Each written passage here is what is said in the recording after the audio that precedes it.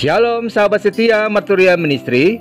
Mari awali hari baru ini dengan bersaat teduh dalam program Maturia Ministry, dalam doa dan ucapan syukur kepada Tuhan, karena Tuhanlah yang menuntun kita setiap saat dan membukakan jalan-jalan hidup kita, serta memberi sukacita bagi saudara-saudari kita yang ditambahkan setan usia kelahiran dan usia pernikahan, khususnya bagi Ibu Rebengka Pangabean, anak Ken Yeriko Mantik, anak Giana Alea Theodora Kalista, dan Ibu Wiwik Dawisa dari Pospelkes Waihandop yang diperkenankan Tuhan mengingat rayakan usia kelahiran.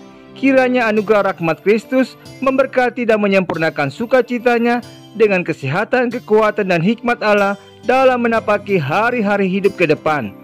Kini kita akan disapa dengan sabda Tuhan. Mendahulunya kita sehati dalam doa. Ya Bapa, inilah kami anak-anak tebusan-Mu yang selalu rindu mendengarkan suara Tuhan dalam bacaan Alkitab di saat ini. Berkati dan tolonglah kami semua dengan Roh Kudus-Mu, sehingga dengan hikmat Allah kami dapat memaknai dan melakukannya dalam keseharian hidup kami. Demi Kristus Yesus kami berdoa. Amin. Bacaan Alkitab terambil dalam kitab Roma pasal 6, ayat pertama hingga ayat yang keempat yang menyatakan, jika demikian, apakah yang hendak kita katakan?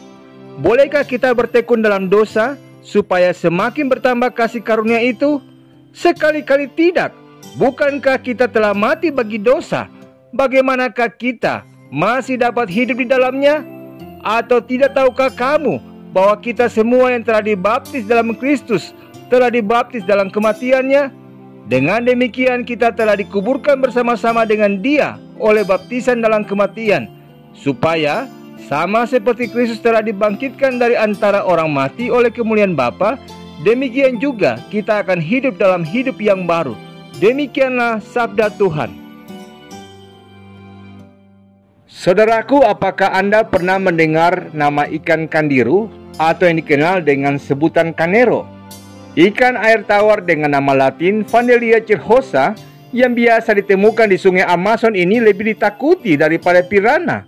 Sekalipun hanya berukuran 1 inci atau sekitar 2,4 cm, ikan ini dapat membunuh hewan lain yang berukuran jauh lebih besar, termasuk gajah. Jika piranha menggerogoti tubuh mangsanya dari luar, kanero akan menyerang dari dalam sehingga efeknya lebih mematikan. Tak heran jika penduduk lokal memberikan julukan ikan kanero ini sebagai ikan vampir dari Brasil. Meski ikan kanero itu kecil tapi sangat berbahaya, saudaraku. Sebagaimana kanero mematikan musuhnya dari dalam, demikian pula halnya dengan dosa, saudaraku. Yang paling mematikan kehidupan rohani kita bukanlah apa yang dari luar, tapi justru apa yang dari dalam. Yang membuat kita jatuh bukanlah godaan yang dari luar, melainkan keinginan yang dari dalam. Mengapa kalian membunuh Habel, saudaraku? Bukan karena soal persembahannya yang ditolak Tuhan, tapi karena hatinya dikuasai iri terhadap Habel. Hatinya panas. Apa yang dari dalam itu jauh lebih berbahaya dari apa yang di luar, saudaraku. Karena itu di dalam Roma 6 ayat yang kedua dalam bacaan kita dikatakan bahwa kita harus mati bagi dosa. Yang dimatikan adalah keinginan kita, bukan godaan yang dari luar, saudaraku. Sebab siapakah yang bisa menahan burung terbang di atas kepala kita?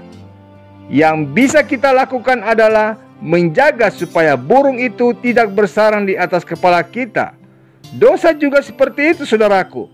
Kristus telah mati bagi dosa-dosa kita. Kini kita hidup dalam kasih karunia Allah, saudaraku. Janganlah lagi kita bertekun dengan dosa kita. Jagalah hati kita dengan segala kewaspadaan, karena disitulah terpancar kehidupan. Demikianlah kata Salomo dengan bijak dalam Amsal 4 ayat yang ke-23. Karena sesungguhnya kunci segala hal dalam hidup ini adalah hati kita, saudaraku. Melalui perenungan di hari ini, kita diingatkan bahwa akibat dosa lebih mengerikan daripada gigitan kanero. Lebih baik kita menjauhkan diri dari dosa daripada hidup kita hancur oleh karenanya. Mintalah kasih karunia dari Allah, mintalah hikmat Tuhan, agar kita bisa mati bagi dosa dan hidup bagi Kristus, sehingga keselamatan menjadi bagian dalam kehidupan kita. Amin. Saudaraku, kita akhiri perenungan di saat ini dalam doa. Terima kasih ya Bapa untuk anugerah keselamatan di dalam Kristus Tuhan bagi kami umat tebusan-Mu.